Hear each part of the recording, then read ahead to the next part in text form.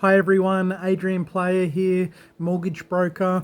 We're going to be talking about the property investment space. We're all aware of the buyer's agency collapse and the rinse out in the industry and on the buyer's agency side.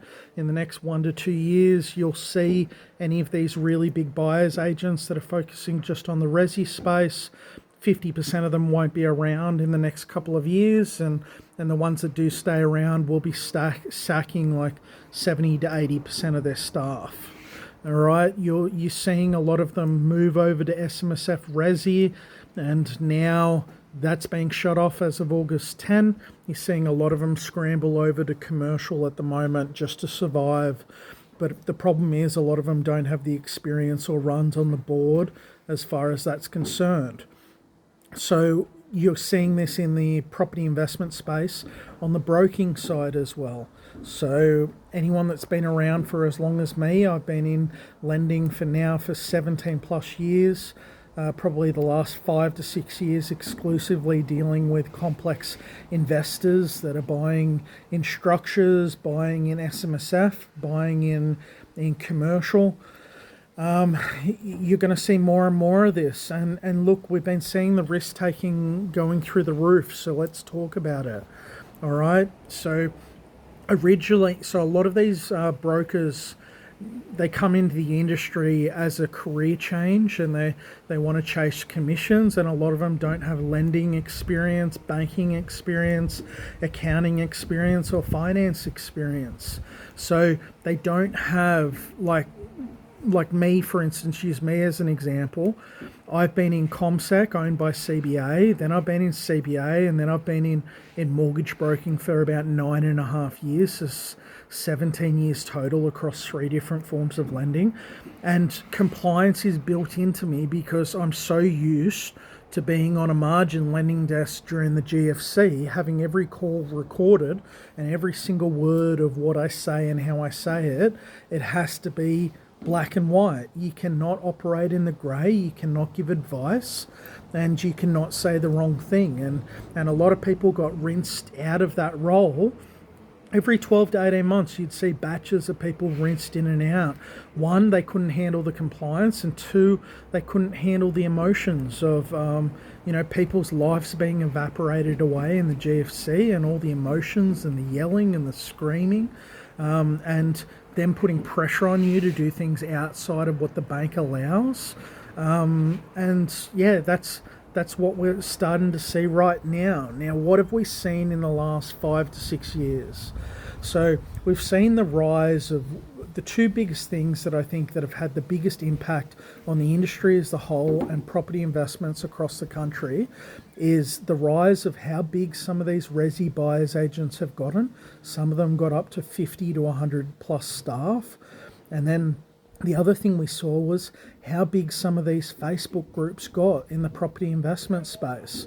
I mean, first I participated, and then second I tried to put out a better message, and then third I tried to set up my own Facebook groups to counter some of the messages, and then fourth I ended up just removing myself completely from the groups. I was seeing too many things that are nowhere close to white and grey, white and black and white, and the grey areas. It wasn't even a grey area that people were operating in. What were some of the things that I was seeing? So I was seeing some private groups getting set up, and for the pure reason to shop accountants for accountant letters for trust exclusion.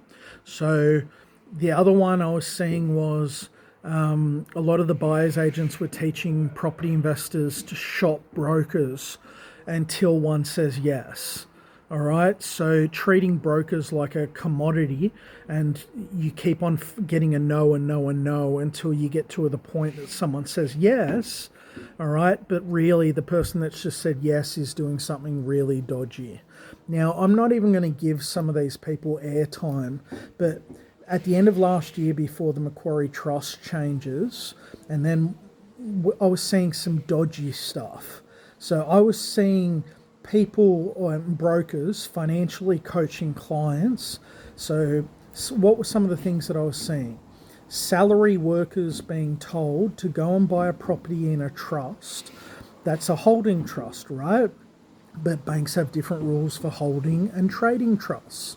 So then they were teaching clients to go and buy a profitable cash flow business inside of the same trust that they were holding property in, convert it into a trading trust, and then use that positive cash flow to offset the negative cash flow on the properties, which then enables clients to go out and get accountant's letters to exclude those properties.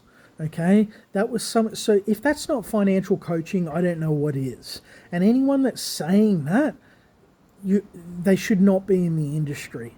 None of these clients were had a referring accountant that understands property investment. So you're dealing directly with the client. You don't even know who the accountant is or the fin planner. And that's some of the craziness that I saw at the end of last year, just before the trust changes came in.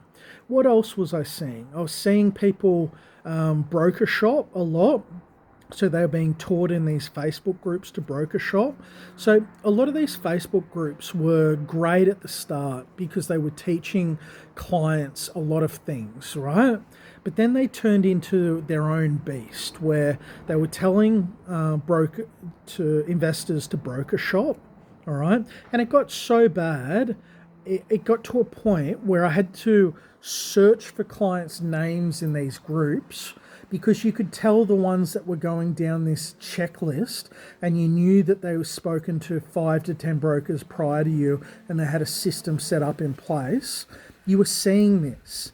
So I was having to screen them out because I didn't want that type of clientele that was high risk taking. And then what else did we see? We saw the crowd of the buyer's agents were telling brokers, oh yeah, there is equity in that property. Go and keep on ordering valuations. I don't care if it's 5, 10 or 15. And if one of them comes in 10% higher, then let's tap that equity and buy another property.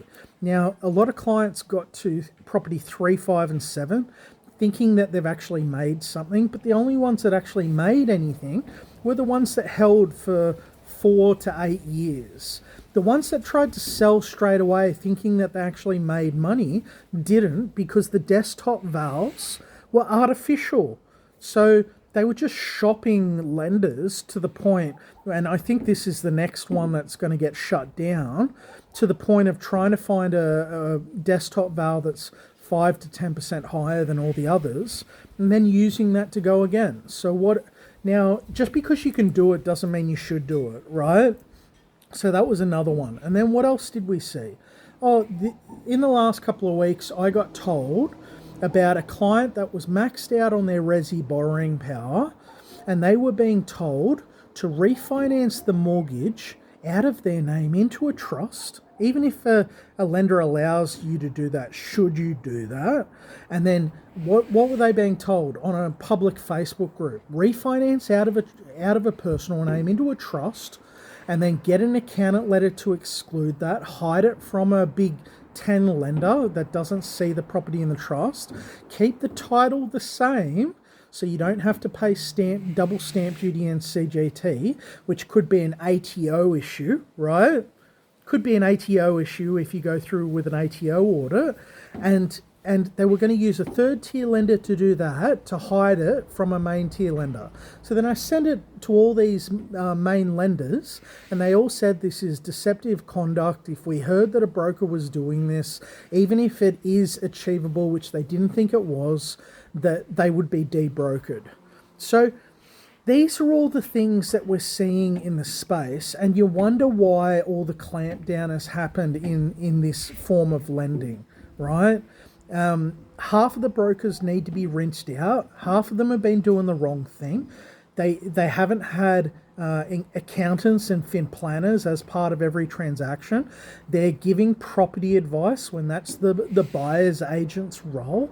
And then they wonder how we get to a place that we're in right now. And it does need a large amount of change. So I'm a big supporter of these changes, because I've been telling my clients to de-risk themselves for the last 18 months. What do you think?